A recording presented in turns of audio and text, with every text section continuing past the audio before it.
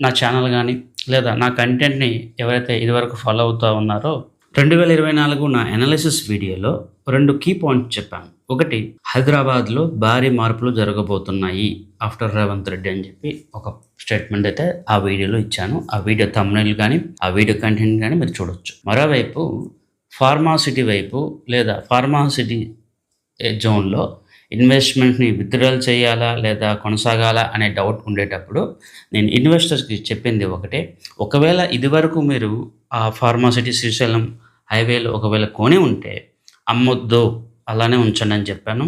ఎవరైతే కొత్తగా ఇన్వెస్ట్‌మెంట్ చేయాలనుకుంటున్నారో వాళ్ళకి కొంత టైం వెయిట్ చేసి ఇన్వెస్ట్‌మెంట్ చేయండి, లేదా ఇన్వెస్ట్‌మెంట్ డెసిషన్ తీసుకోండి అని చెప్పడం జరిగింది. ఎందుకంటే మార్కెట్‌లో అన్‌సర్టెనిటీ ఉండేటప్పుడు డెసిషన్ అనేది మనం క్లియర్ విజిబిలిటీతోనే తీసుకోలేము. సో, ఇక్కడ అనాలిసిస్ అనేది డిఫరెంట్ పారామీటర్స్ ద్వారా మనం డెసిషన్ తీసుకుంటున్నాము.